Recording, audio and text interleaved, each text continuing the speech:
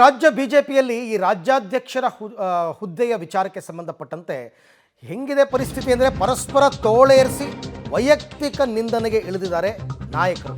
ಅದು ಏಕವಚನದಲ್ಲೇ ಒಬ್ರಿಗೊಬ್ರು ಬೈದಾಡ್ಕೊಂಡಿದ್ದಾರೆ.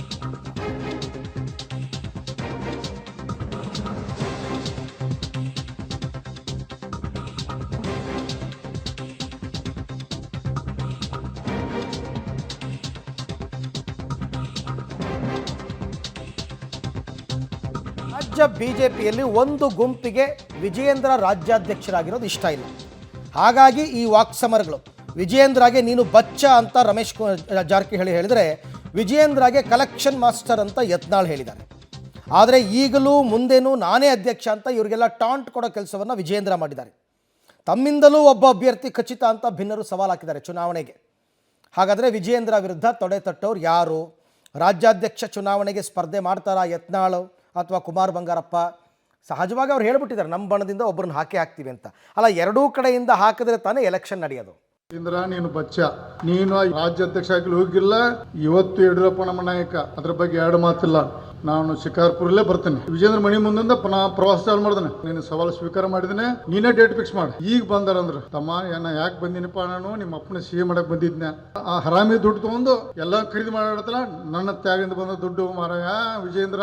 ರಮೇಶ್ ಜಾರಕಿಹೊಳಿ ಅವರು 17 ಜನ ಬಿಜೆಪಿಗೆ ಬರದೇ ಇದ್ರೆ ಯಡಿಯೂರಪ್ಪನವ್ರು ಮುಖ್ಯಮಂತ್ರಿ ಆಗ್ತಾ ಇದ್ರ?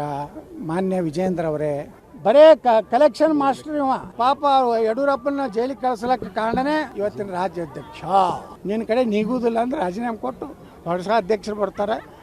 ನಮ್ಮ ಕೈಯಾಗ ಏನಾದ್ರು ಪಕ್ಷ ಸಿಗ್ತದೆ, 130 ಸೀಟ್ ತರಲಿಲ್ಲ ಅಂದ್ರೆ ರಾಜಕೀಯ ನಿವೃತ್ತಿ ಆಗ್ತದೆ. ನನ್ನ 1 ವರ್ಷದ ಒಂದು ಪರಿಶ್ರಮ, ಇದರ ಪರಿಣಾಮ ನನ್ನನ್ನು ಮುಂದುವರಿಸ್ತಾರೆ ಅನ್ನೋ ವಿಶ್ವಾಸ ನಮ್ಗೆ ಸಂಪೂರ್ಣವಾಗಿದೆ. ಆಂತರಿಕ ಪ್ರಜಾಪ್ರಭುತ್ವ ಇರ್ತಕ್ಕಂಥ ಒಂದು ರಾಜಕೀಯ ಪಕ್ಷ ಯಾವ್ದಾರ ಇದ್ರೆ ಅದು ಬಿಜೆಪಿ. ನನಗೆ ಪಕ್ಷದ ಮತ್ತಷ್ಟು ಮಾಹಿತಿ ನನ್ನ ಕೊಲ್ಲಿಗೆ ಮಸೂದ್ ಅವರಿಂದ ಪಡೆಯೋಣ. ಮಸೂದ್, ವಿಜಯೇಂದ್ರ ವಿರುದ್ಧ ಯತ್ನಾಳ್, ವಿಜಯೇಂದ್ರ ವಿರುದ್ಧ ರಮೇಶ್ ಜಾರಕಿಹೊಳಿ, ಇವ್ರು ಟಾಂಗ್ ಕೊಡೋದು ಏನೋ ಒಬ್ರಿಗೊಬ್ರು ತಮ್ಮ ಬೆನ್ ತಾವು ತಟ್ಕೋತಾ ಇದ್ದಾರೇನೋ ಈ ಥರ ಎಲ್ಲ ಹೇಳಿಕೆ ಕೊಟ್ಟು.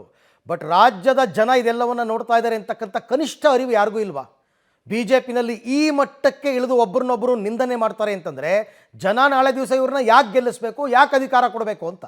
ಅರವಿಂದ್, ಒಂದು ಹಂತದಲ್ಲಿ ಈ ಬೆಳಗಾವಿ ಅಧಿವೇಶನ ಆದ ನಂತರ ಎಲ್ಲವೂ ಕೂಡ ಸ್ವಲ್ಪ ಸೈಲೆಂಟ್ ಆಗಿದ್ರು. ಅವ್ರೇನು ಬಹಿರಂಗ ಮಾತಾಡ್ತಾ ಇದ್ರು ಎಲ್ಲವಕ್ಕೂ ಕೂಡ ಸ್ವಲ್ಪ ಮಟ್ಟಿಗೆ ಬ್ರೇಕ್ ಕೂಡ ಕೊಟ್ಟಿದ್ರು. ಆದರೆ ಮೊನ್ನೆ ಯಾವಾಗ ರಮೇಶ್ ಜಾರಕಿಹೊಳಿ ಅವರು ವಿಜೇಂದ್ರ ಸಂಬಂಧಪಟ್ಟಂತೆ ಅಂದರೆ ಯಡಿಯೂರಪ್ಪನವರು ಪ್ರವಾಸ ಸಂಬಂಧಪಟ್ಟಂತೆ ಒಂದು ರೀತಿಯಲ್ಲಿ ಹಗುರವಾಗಿ ಮಾತಾಡಿದ್ದಾರೆ ಅಂತ ವಿಜೇಂದ್ರ ಆರೋಪ ಮಾಡಿದರು.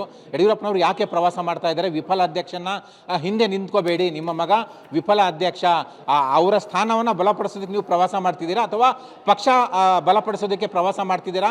ಸ್ಪಷ್ಟಪಡಿಸಬೇಕು ಅನ್ನೋ ಅರ್ಥದಲ್ಲಿ ಪ್ರಶ್ನೆ ಮಾಡಿದರು.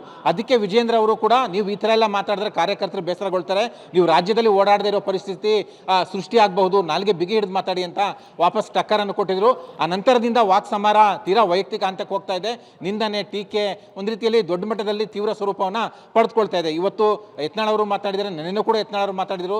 ರಮೇಶ್ ಜಾರಕಿಹೊಳಿ ಏನೇ ಮಾತಾಡಿದ್ದಾರೆ ಎಲ್ಲವಕ್ಕೂ ಕೂಡ ಅವರು ಕೂಡ ಸಮರ್ಥನೆ ಕೊಟ್ಕೊಳ್ತಾ ಇದ್ದಾರೆ.